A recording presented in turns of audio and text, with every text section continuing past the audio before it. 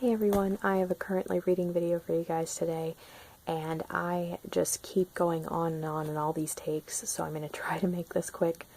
And I'm going to talk about things that I'll be reading in the next few days first, and then I'll talk about what I've recently been reading, because that is what I keep I've ended up talking way too long about what I'm currently reading, so I'll just do that last.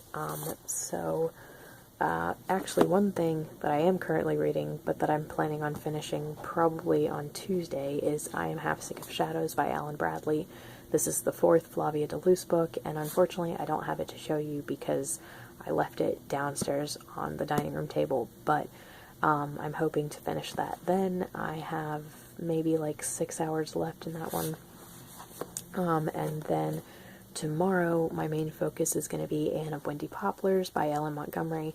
I am buddy reading this with Ange from Beyond the Pages. We were supposed to start a few days ago, but I have been feeling kind of under the weather all weekend. Like, my head's been very stuffy and my sinuses have been terrible. So when that happens, I have a very hard time concentrating on reading when I don't have an audiobook to listen to, and this is one where apparently there's only one narration of this audiobook, and it's not the person who I've been listening to for the previous three. And I tried listening to a little sample of it, and I didn't really like the woman's voice very much. So this is one that I will be reading on my own, and because of all this head stuff that's going on, I haven't started yet, but luckily I've talked to Ange, and she actually had a busy enough weekend that she is only like 1 or 2 chapters in, so I was happy then that we both fell behind for different reasons. So this will be my main focus tomorrow, and I'm hoping to get through most of it and then maybe finish it on Tuesday. And then, as I mentioned, for the rest of Tuesday, I want to finish I Am Half Sick of Shadows by Alan Bradley.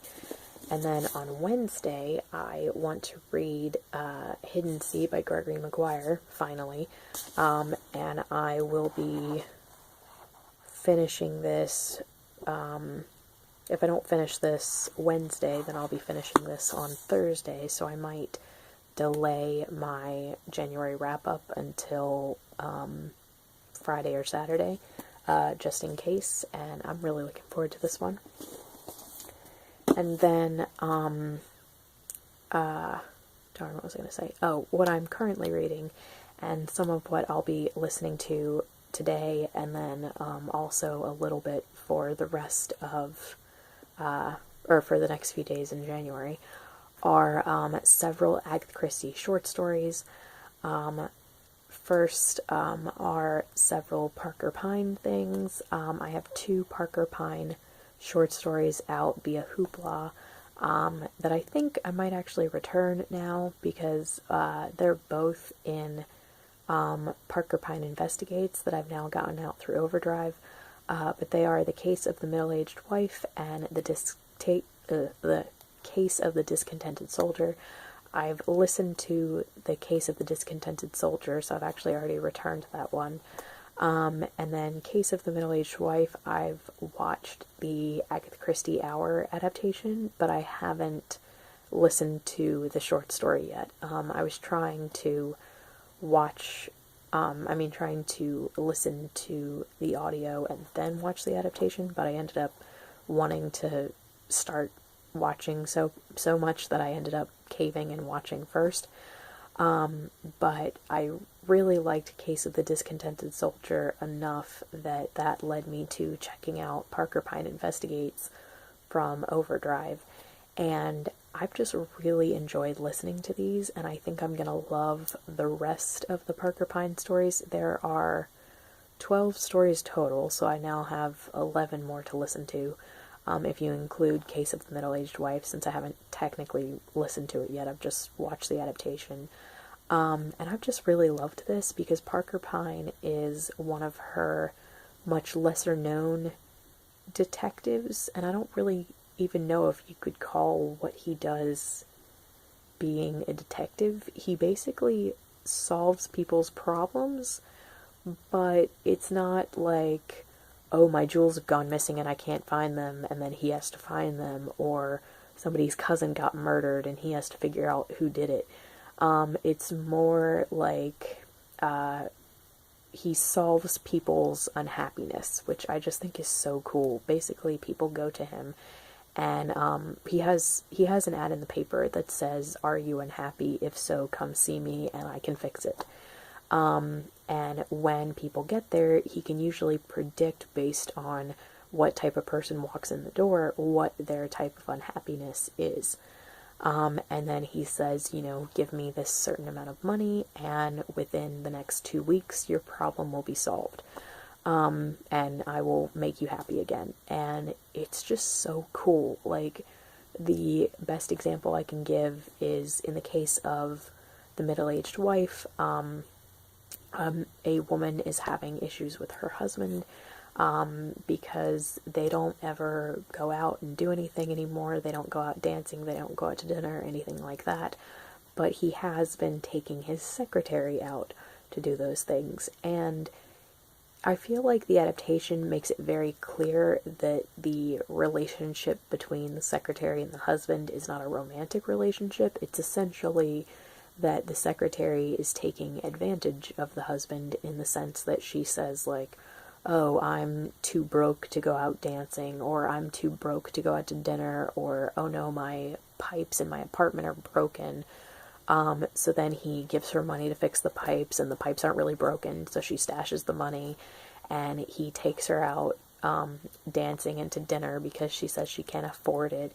But they do make it clear that there's not really a romantic element, I guess. That might be different in the short story, but in the TV adaptation, I feel like that's the way it's portrayed. But the wife is completely upset because her husband is taking out a young, pretty woman, and she's, staying at home. So, Parker Pine sets up this whole charade that basically the end goal is that the husband will see the error of his ways. And it was just so cool to watch, and I'm really excited to read the short story because I think it'll be just as much fun. And I really loved listening to The Case of the Discontented Soldier. That was awesome, and I'll be excited to watch the adaptation. And the thing that I've really loved about listening to these Parker Pine stories is characters show up in Parker Pine that then later show up in the Hercule Poirot ones.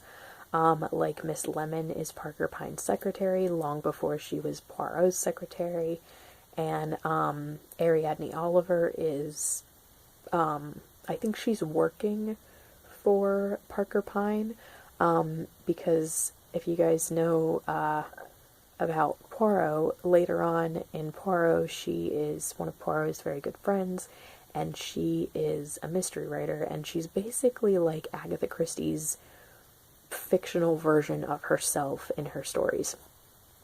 And in Parker Pine, she works with him, and she's the one who kind of designs all of these elaborate schemes to help solve the people's unhappiness. Like, she writes out basically how their unhappiness is going to be solved, and then gives it to Parker Pine, and Parker Pine executes it, essentially, if that makes any sense. So yeah, that's why I've really loved listening to these Parker Pine short stories, and I'm really excited to listen to more. But I am sad that the only two that were ever adapted were Case of the Middle-Aged Wife and Case of the Discontented Soldier, because they are so much fun, and I actually really like the actor in the adaptations who plays Parker Pine, so that was unfortunate.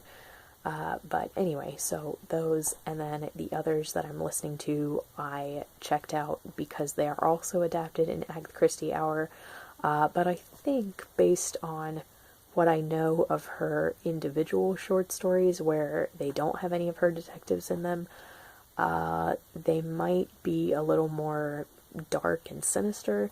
I know that I've watched the adaptation of In a Glass Darkly, but I haven't actually listened to the audio yet. But that one was a darker, creepier one. It was much more like a Hitchcock than an Agatha Christie. And then I listened to The Red Signal, which it was narrated by Christopher Lee, so that should have tipped me off right there, because any of the other short stories that I've listened to of Agatha Christie's that Christopher Lee has narrated have been kind of darker and more sinister. But this is advertised on Hoopla as a Parker Pyne short story, and it says in the beginning of the audio, this is a Parker Pyne short story. And then Parker Pyne doesn't show up in the whole story, and it's like 10 times darker than any Parker Pyne. So I should have known, but I didn't. I don't know why. So basically at the end I was like, that was not a Parker Pyne short story, what was going on? And the thing is, I really enjoyed it, but it was just very, I don't know, really dark. But interesting nonetheless. So I did listen to that one, and then the others that I have that I'm expecting are going to be a little bit darker are Jane in Search of a Job. I don't know if I have Girl on the Train or if that I need to listen to through YouTube, but the others are The Mystery of the Blue Jar and The Manhood of Edward Robinson. So yes, I'm hoping to listen to those over the next few days, and I probably won't finish Parker Pyne Investigates, since that isn't due, like all of these that I have through Hoopla are due on the 1st, so I'll probably make those more of a priority than the Parker Pyne, but I am really excited that I have 11 more Parker Pyne short stories to listen to. So I'm sorry that this current reads was kind of rambly and very long, but I was just really excited about all of these Agatha Christie short stories that I've been listening to. So let me know if you guys have listened to any of these, if you've ever listened to any of the Parker Pyne ones, if you've read any of the other 3 things that I've talked about, Anne of Windy Poplars, Hidden Sea, or I Am Half Sick of Shadows. And thank you for watching, and I'll talk to you guys later. Bye.